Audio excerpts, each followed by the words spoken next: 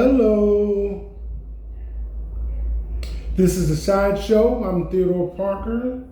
Today is Wednesday, July 16, 2025. I'd like to issue a correction on Monday's date. I believe I quoted it as the 13th when it was actually the 14th. So that is a correction.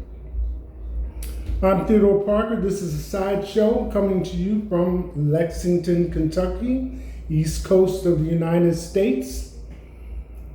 And dealing with the weather for today, the high will be 89. Currently it is 76 and feels like 76. Afternoon thunderstorms, high in the upper 80s and lows in the mid 70s. Storms possible this afternoon, a 56% chance of that, and an increasing chance for Gulf tropical development. Currently, it's poor weather for running, poor weather for cycling, and poor weather for gardening. Today's sunrise was at 6:28 a.m. and sunset will be at 8:59 p.m. The AQI is good at 29, and currently the wind is 6 miles per hour. The UV is moderate. So here we are in the middle of the week, July 16th. But before we get into the news items, Monday was a pretty active day. Go over a couple of things. They had the home run derby on Monday night for baseball. And the winning distance was 513 feet.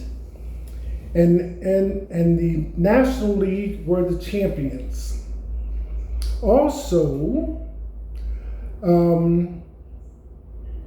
the MLB had their draft, and there were several high school people that were drafted into Major League Baseball out of high school. So I thought that, well, I'm so used to hearing things relative to that in relation to basketball, that I thought I would just share these names with you right quick. So in the 2025 MLB draft, several high school players were selected in the first round, including Eli Willis, SS, Fort Cobb Broxton High School by the Nationals at number 1 overall. Ethan Holiday, SS, I guess that's shortstop, Stillwater High School by the Rockies at number 4. Seth Hernandez, RHP, Corona High School by the Pirates at number 6. And JoJo Walker, SS, Purvis High School by the Blue Jays at number 8. The list continues. Steele Hall, SS, Hewitt Trustfield High School, selected 9th overall by the Cincinnati Reds. Billy Carlson, SS, Corona High School, drafted 10th overall by the Chicago White Sox, according to Sports Illustrated. Daniel Pierce, SS, Mill Creek High School, drafted 14th overall by the Tampa Bay Rays. So that was an interesting list. I just thought I would share that with you since baseball season is in play. Also online was the top 20 salaries in the NBA. List is available. Heading that list at a little over $57 million is Steph Curry.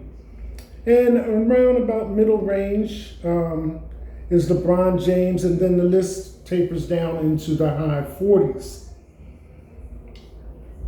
And speaking of salaries, when you speak across the whole sports genre, soccer globally is the most lucrative, with Cristiano Ronaldo being the highest paid athlete in soccer. And then right after that, America's NBA coming in second. And since we are in the summer leagues for NBA, I saw online that the winners will get a ring with Summer League on it. So once these series of games are played out and the winner is determined, that will be their prize. So that was just a few updates on the world of sports that I wanted to share. And getting into the headlines for today. Manchester, Kentucky woman arrested at safety checkpoint on Kentucky Highway 80 in Laurel County. Laurel County Sheriff John Root is reporting that Laurel Sheriff's Deputy Jared Hale arrested Paige H. Doyle, age 34, of Manchester on Thursday night, July 10th, 2025 at approximately 10:35 p.m. The driver was determined to be under the influence. Paige Doyle was charged with operating a vehicle under the influence, first offense, possession of marijuana, possession of drug paraphernalia, failure to produce insurance card, and no registration receipt.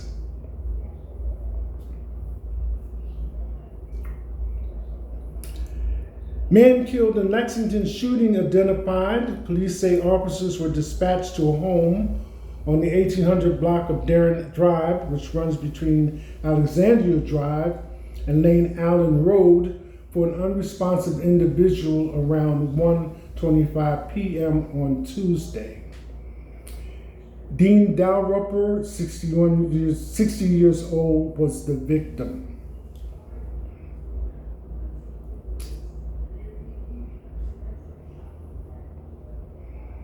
Going across the pond, William replacing Harry with new bromance after he absolutely effing hates Meghan's husband.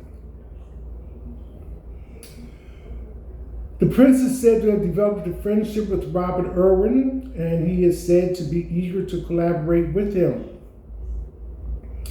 Star reported that Prince William thinks Robert has the charisma, work ethic, and heart to truly inspire the next generation.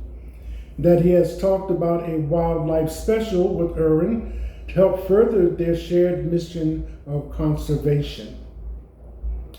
Irwin, the son of late crocodile hunter Steve Irwin, was named an ambassador for the Earthshot Prize, an annual award that celebrates contributions to environmentalism. The award is presented by Prince William's charity, the Royal Foundation. This all comes on the heels of right after there was a meeting between Prince Harry's, I'm going to say representatives, and King Charles representatives to kind of work out whatever it is that they need to work out, which means that the lines of communication are open.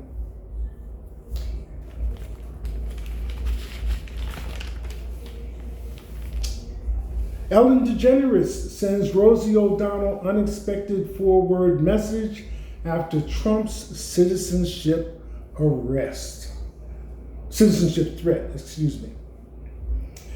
This was one of those things that I would rather share with you because it has a lot of details that I do not want to misinterpret or misquote. So here we go. Ellen DeGeneres sends Rosie O'Donnell unexpected forward message after Trump's citizenship threat. Ellen DeGeneres didn't let her history with fellow comedian Rosie O'Donnell affect her response after President Donald Trump's shocking threat to take away O'Donnell's citizenship.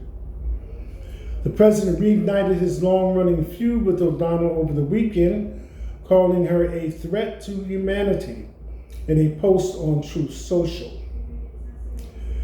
Because of the fact that Rosie O'Donnell is not in the best interest of our great country, I'm giving serious consideration to taking away her citizenship, Trump wrote. She is a threat to humanity and should remain in the wonderful country of Ireland if they want her. God bless America. O'Donnell responded to Trump in 2 separate Instagram posts, calling him a criminal con man who lacks empathy, compassion, and basic humanity. You call me a threat to humanity, but I'm everything you fear, O'Donnell wrote in a different post. A loud woman, a queer woman, a mother who tells the truth, an American who got out of the country before you set it ablaze. You build walls. I build a life for my autistic kid in a country where decency still exists. While O'Donnell's fellow comedians and fans showed their support in the comments, the generous post in particular stood out. The comedian screenshotted Trump's post and O'Donnell's response, captioning her Instagram post, "Good for you," at Rosie. O'Donnell and DeGeneres have reportedly had a frosty relationship over the years, as DeGeneres once told Larry King back in 2004 that we're really not really friends. O'Donnell previously shared that the two had a good relationship prior to becoming famous, but later developed a bit of weirdness. It became estranged, there can't be 2 lesbians in this town kind of thing, O'Donnell told The Hollywood Reporter in 2023. Then we each had success and went separate ways. In an interesting twist, both O'Donnell and DeGeneres moved abroad shortly after Trump was sworn in for his 2nd term. O'Donnell lives in Dublin, Ireland, while DeGeneres settled in the Cotswolds in England. O'Donnell reacted to DeGeneres' move in an interview with US Weekly and said she was surprised to read that she left because of President Trump. We're not really in each other's worlds, and it's been kind of awkward, but you know what? I wish her the best, O'Donnell said in the interview published in April. I wish that she has peace and love in her life and that she is okay.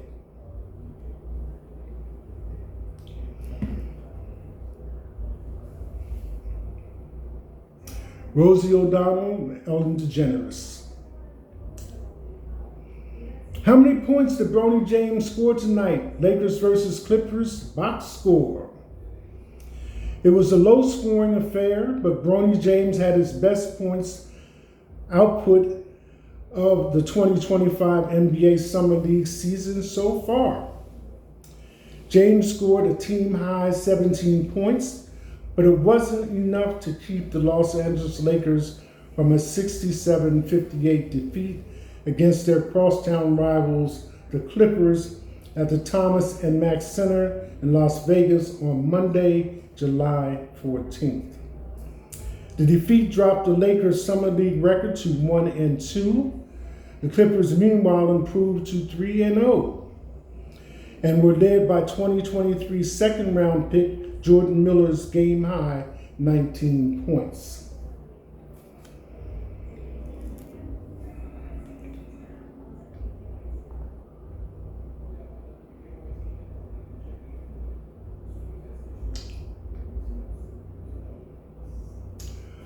Shaq threatens Robert Griffin III over Angel Reese post.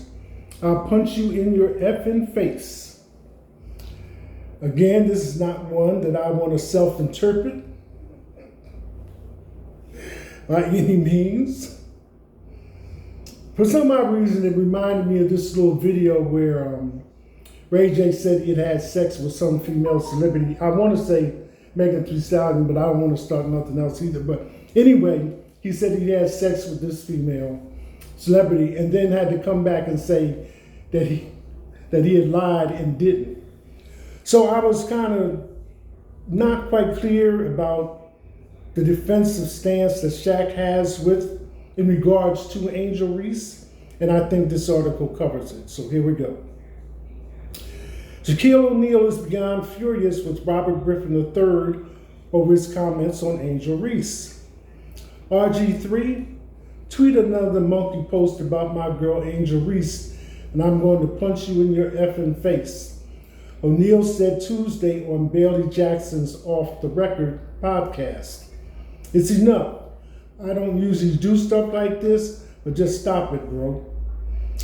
Griffin III, the sports media personality and former NFL quarterback, has been embroiled in controversy over his July 10 post on X, in which he strongly denounced a racist photo edited of Reese, but gave the racist image a greater platform by reposting it. Excuse me. Shaq speaks out on Angel Reese drama with RG3. In the post, Griffin also reiterated his previous statement that Reese hates Caitlin Clark and wrote, "The people in Reese's inner circle called him and told me I was right." Reese responded in a post on X that was clearly pointed at Griffin III, writing, "Lying on this app when everybody knows the first and last name of everybody in my circle for clout is nasty work." O'Neal, who has had a close bond with Reese dating back to the Chicago Sky's forward days at LSU, made his feelings on the situation abundantly clear. "You got your job, you got your podcast," O'Neal, who has played at LSU, said in a message to Griffin III. "Leave my Angel Reese alone. I'm the one calling her, telling her not to respond. Effing stop it. That's the last time, okay?" O'Neal, the 7'1", 325-pound Hall of Famer and four-time NBA champion, intends to lay into Griffin III, who played 7 seasons in the NFL. "It's a shame that all the stuff you did in your life, you're going to be remembered for your podcast," O'Neal added. "That should tell you you're not that effing great. I don't want to be remembered for Shaq's big podcast. I do not. Leave those girls alone." O'Neal added that Griffin III has no G14 classification to make comments about Reese. "I would respect it more if Lisa Leslie said it. That's women's basketball players category." O'Neal added, "Stay out of them people's category."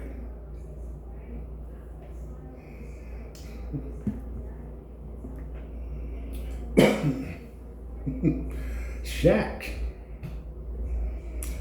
Young Westbrook with a better jumper. Bronny James impresses fans with dominant game and Lakers-Clippers matchup. Comments from the fans once these things were posted. One was, "Kind of reminds me of a young Westbrook with a better jumper. And Westbrook can get from one end of the floor to the other pretty quick." As an original Bronny hater, he 100% has a future in the NBA. "No longer am I a Bronny hater."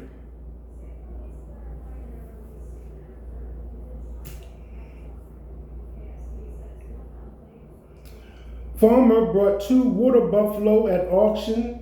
They killed him the next day.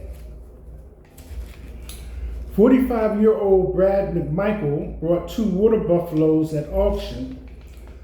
Those newly acquired water buffalo fatally attacked him on his property just the day after he had brought them home. The incident happened in Jones, Oklahoma, about 20 miles from Oklahoma City. Excuse me.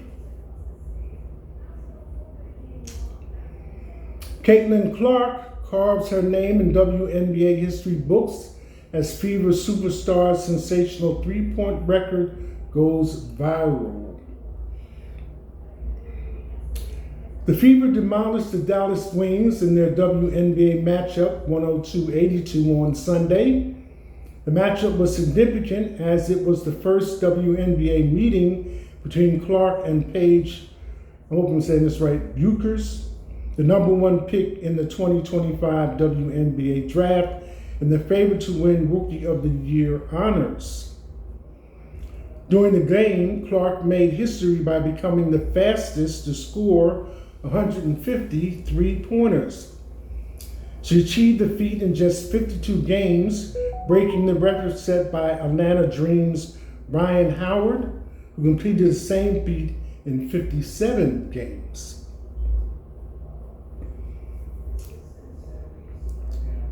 Raiders released quarterback ahead of training camp.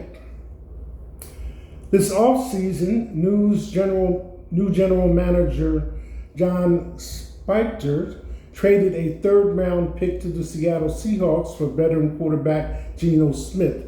I mentioned this, I think, on Monday.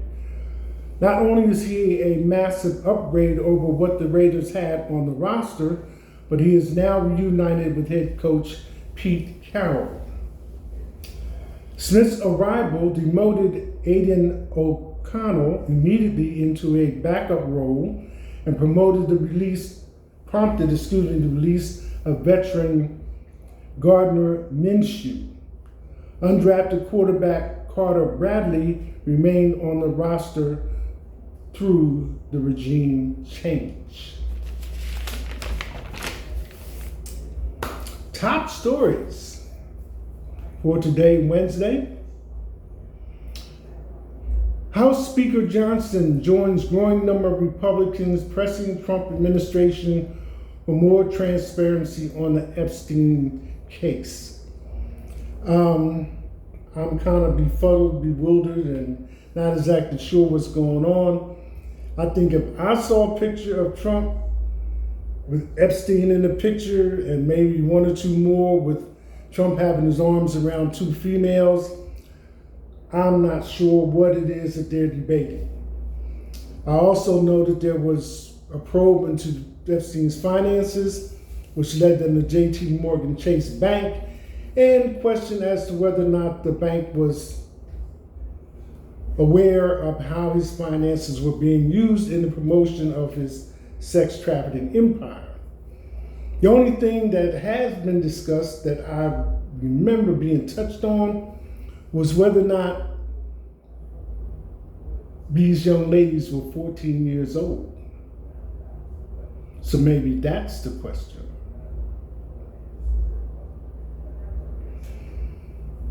Annabelle doll handler Dan Rivera dies while touring USA with Toy. The Connecticut native, and paranormal investigator has been the primary caretaker for the Raggedy Ann doll, which is a classic fixture in the horror genre, specifically in the Conjuring film franchise. Dan Rivera was age 54 at the time of his passing.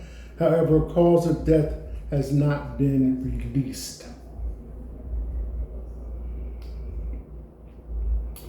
Vance Belcher indicted on federal murder charges in the killing of Minnesota lawmaker and her husband. In a letter to the FBI director, Belcher wrote that the governor has instructed him to kill 2 U.S. senators, officials said. Vance Belcher, 57, made the claim in a letter to FBI Director Kash Patel that was found in Belcher's car after the shocking shooting last month of 2 lawmakers at their homes, said Acting U.S. Attorney General Joseph Thompson, who called the letter part of an apparent effort by Belcher to excuse his crimes. Thompson said there was no evidence Belcher targeted Minnesota's 2 U.S. senators, Amy Klobuchar or Tina Smith, both Democrats.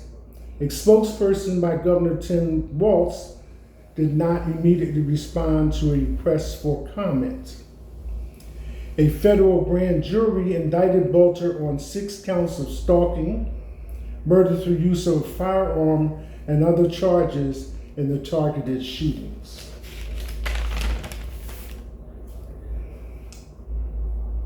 Top stories continue. Caitlin Clark leaves with apparent injury, marring the mood after the Fever beat the Sun in Boston. Indiana Fever star Caitlin Clark left Tuesday's game in the final minute. holding back tears after grabbing at her leg, an apparent injury that would be her third this season. Clark, who has already missed 9 games this season for 2 separate left leg injuries, struggled with her shooting in the rare WNBA game at the home of the Celtics and Bruins. No update, just felt something in her groin, Fever coach Stephanie White said after the game. We'll get it evaluated and see what happens from there.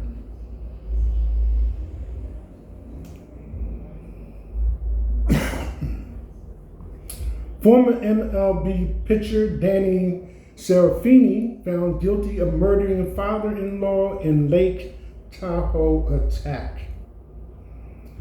Serafini, 51, faces life in prison after a jury convicted him in murder of his father-in-law and the attempted murder of his mother-in-law. A former MLB pitcher was found guilty of murder and attempted murder of his wife's parents in a 2021 Lake Tahoe attack where he waited inside their home with a gun and what prosecutors say was a financially motivated killing.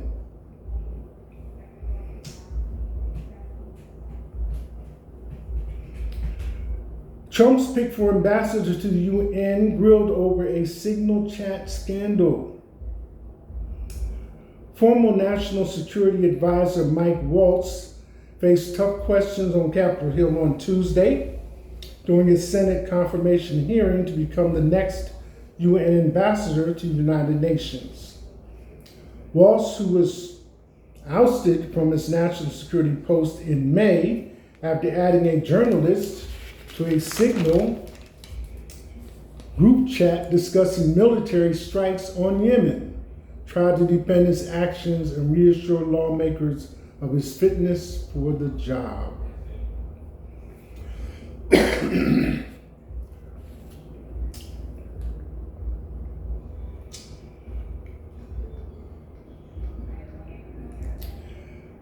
About to switch back to sports.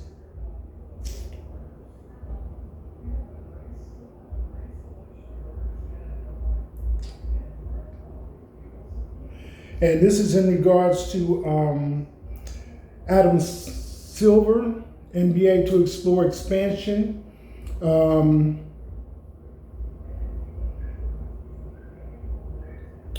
Conduct in-depth analysis in first official step. Again, this has had details that I'm not sure I would be able to just verbalize to you. So, here we go. Could expansion be on the horizon for the NBA? There was also mention of adding another game to the season for the NFL, going from 16 to 17. The league is set to embark on the first formal step in the process, according to Commissioner Adam Silver. At the Board of Governors meeting Tuesday in Las Vegas, Silver told reporters that league owners instructed the NBA to conduct an in-depth analysis of its options. It is a small yet important box to check on the extensive to-do list that comes with league expansion and could get the ball rolling for a 31st team to enter the picture. Silver previously hinted towards expansion as a possibility, and just last month he said the topic could be discussed. It was not on the league's agenda in recent years. It might become a higher priority now that other big picture items like the CBA and media rights deals are finalized. I think there is a significant step now in that we are now engaging in this in-depth analysis, something we weren't prepared to do before, Silver said via the Associated Press. But beyond that, it's really day one of that in-depth analysis. And so in terms of price, potential timing, it's too early to say. It's truly a complicated issue. Will Seattle get an NBA franchise again? Adam Silver has hinted at possible expansion, but no timeline in place, Jasmine Winbush. The NBA's advisory, finance, and strategy committees will handle the analysis. There's no timetable for that process to play, but it could be a topic of discussion when the Board of Governors meets again, likely in September. Seattle is the most obvious candidate to land an expansion team, but there would almost certainly be other interested cities. Las Vegas is a burgeoning sports hotbed that in recent years added NHL and NFL franchises and is on the verge of getting its first MLB team. Those two would likely be the frontrunners in the race to land a franchise, and the NBA could keep an even number of teams under its umbrella if it were to select both cities. Bringing basketball back to Seattle and welcoming Las Vegas to the league would reduce the travel burden on the rest of the Western Conference. It would also tap into a pair of sizable markets and make amends to a Pacific Northwest city that has long felt wronged by the Supersonics being relocated to Oklahoma City in 2008. The NBA's last wave of expansion came more than 20 years ago when the Charlotte Bobcats entered the league for the 2004-2005 season. One challenge with adding teams is that it dilutes the existing franchise's stake in the league and its economics. But with the NBA inking new media rights contracts worth $76 billion, it could be time to strike while the iron is hot.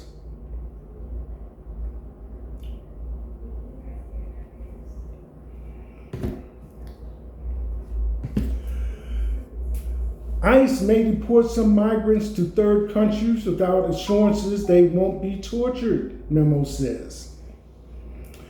The memo instructs ICE employees on how to deport people to countries other than their country of origin, in some cases in as little as 6 hours.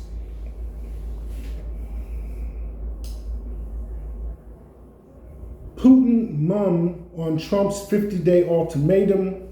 Criminal officials claim Russia didn't care. So this is speaking on 100% tariffs on Russia related to the war on Ukraine. On the one hand, it is very positive that President Trump is taking a strong stance on Russia. On the other hand, 50 days is a very long time if we see that they are killing innocent civilians also every day. The EU's chief diplomat, Kaja Kallas, told reporters from Brussels when asked about the president's announcement.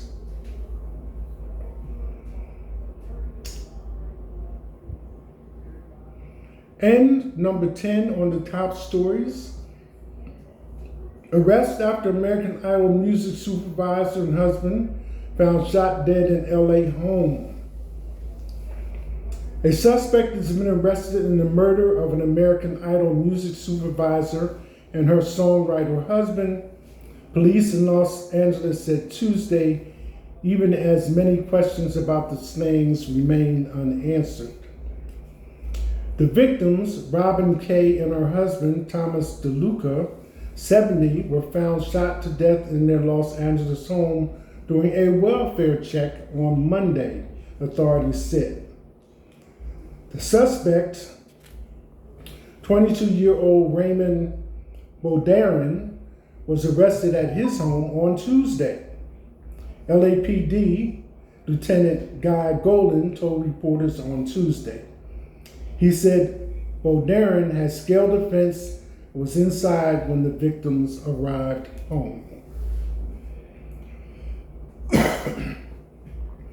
Well, that's the headlines and the top stories for today, Wednesday, July 16th. Again, I'm Theodore Parker. This is a side show, typically right in the middle of summer. But I will say this, in this area, the upcoming school year schedule has been announced as to when school will start and when it will end, allowing for undeclared weather days and other details. So, enjoy your summer. That's it. Hashtag.